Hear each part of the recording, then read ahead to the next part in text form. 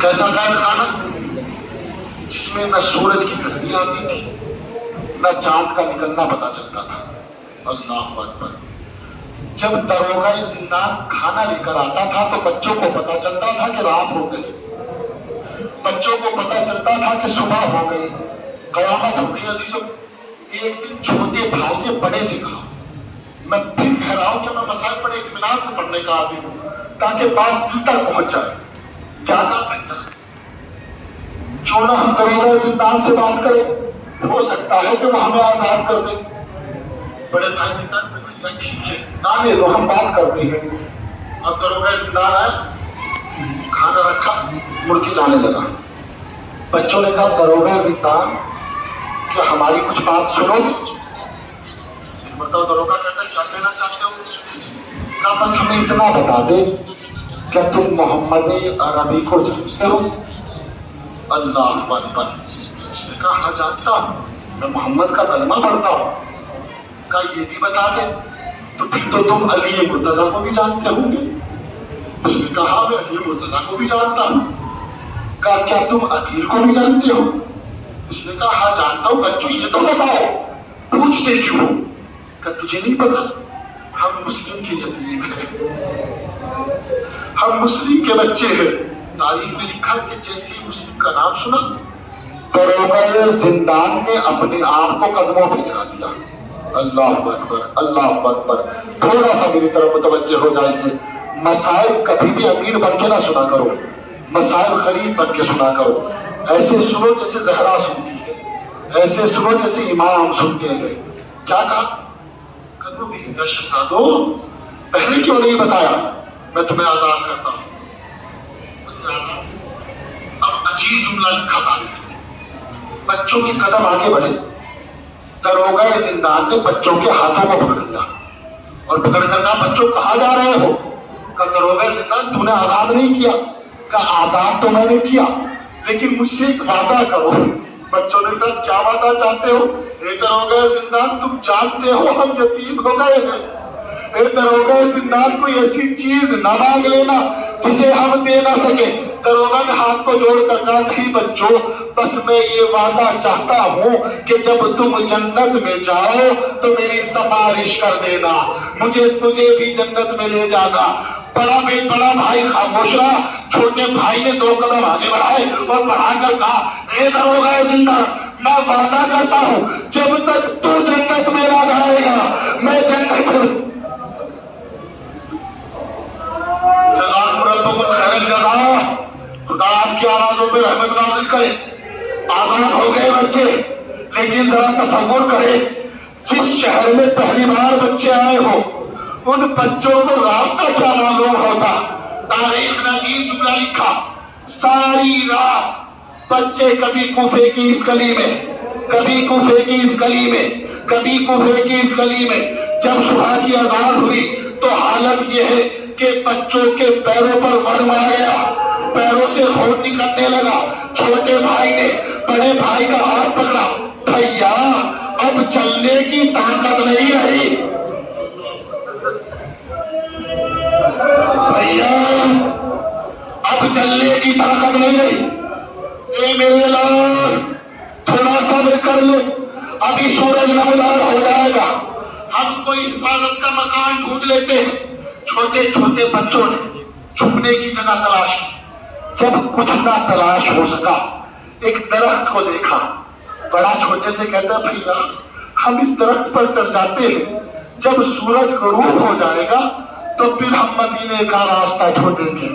دونوں بچے درخت پر چڑھ گئے، معظم آئی بچوں کو لے گئی۔ مجھے تفصیل نہیں پڑھنا ہے، تاریخ نے بس ایک جملہ لکھا، بچوں کو کھانا پیش کیا گیا۔ کیسے بچوں نے کھانا کھایا اپنا مقدر میں نہیں پڑھ سکتا، میں اتنا ضرور کہوں گا بچوں کو ایک کمرے میں رکھ دیا گیا، حجرے پہ تالا لگا دیا گیا۔ بچے رات کی تاریکی میں چوک کر اٹھے، بڑے نے چھوٹے کو دیکھا، چھوٹے نے بڑے کو دیکھا۔ بھیا کیوں اٹھ گئے؟ بھیا ہم تو رات بھر کے جاگے ہوئے تھے، کیوں اٹھ گئے؟ کہا تمہیں نہیں پتا میں نے خواب میں اپنے بابا کو دیکھا ہے،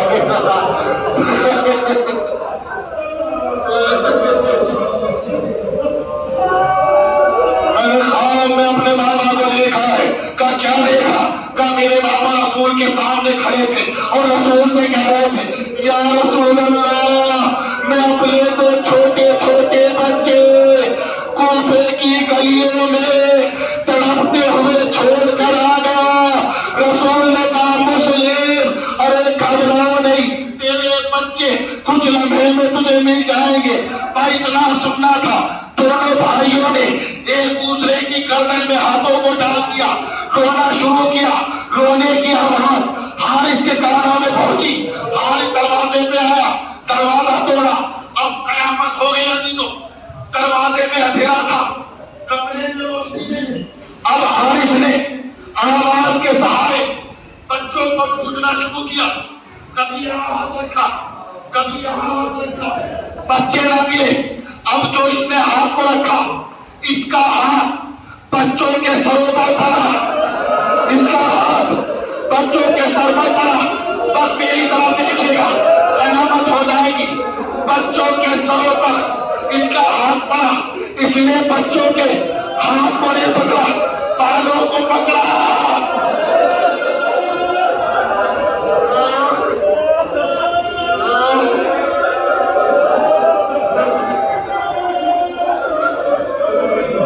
اللہ کی آوازوں پر رحمت نازل کرے.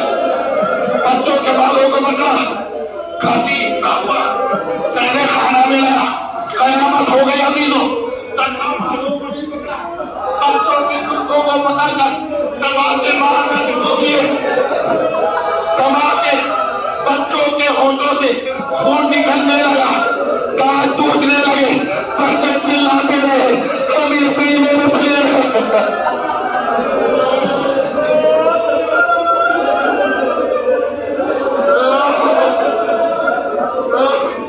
بس آخری جملہ عزیزوں.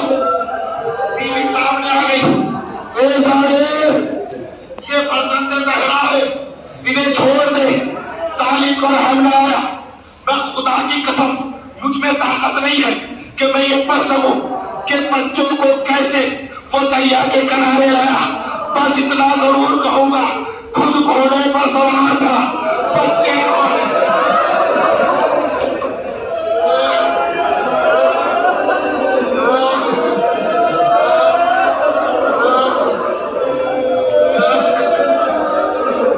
بچوں کو گھسیٹتا ہوا مسیم میں لے کر آیا.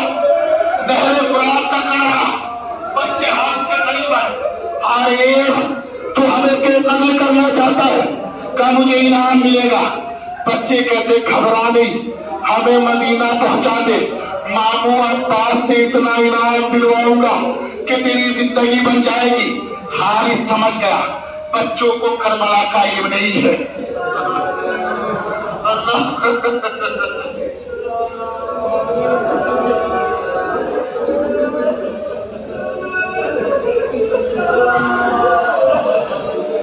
سمجھ گیا حارث. کہا نہیں میں تمہیں قتل کروں گا. کہا اگر چاہتا ہے تو بازار میں جا کر بیچ دے، ہم یوسف سے کم نہیں ہے، اچھی قیمت بھی جائے گی. کہا نہیں میں تمہیں قتل کروں گا. بڑے نے کہا اگر قتل کرنا چاہتا ہے تو اتنا وقت دے دے کہ ہم 2 رکعت نماز پڑھ سکے، ہم 2 رکعت نماز پڑھ سکے. بچوں کو نماز کا کی اجازت ملی. دونوں بچے فرات کی طرف چلے تاکہ وضو کر سکیں. ظالم نے بچوں کی کلائی پکڑ، آج پوست نہ کر دے دوں گا، اگر پڑھنی ہے تو تیمم کر لو، تم وضو کے بہانے پانی پی لو گے. ساقی کوثر کے پوتوں نے کربلا کی ریت پر ہاتھ کو مارا، تیمم کیا، نماز شروع کی. ادھر کا اللہ اکبر، ادھر ظالم نے خنجر نکالا، پتھر پر تیز کرنے لگا. بچے نماز پڑھتے رہے، یہ تیز کرتا رہا. نماز تمام ہوئی. خنجر کو بڑے کی گردن پر رکھا، چھوٹے نے خنجر کو پکڑ لیا.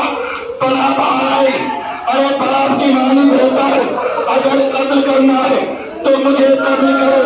بڑے نے چھوٹے کے لیے کہا اے مختصر خنجر چلا. بڑے کی گردن تن سے جدا ہو گئی. بچے کا لاشا فرات میں ڈالا، فرات کی موجوں پر بچے کا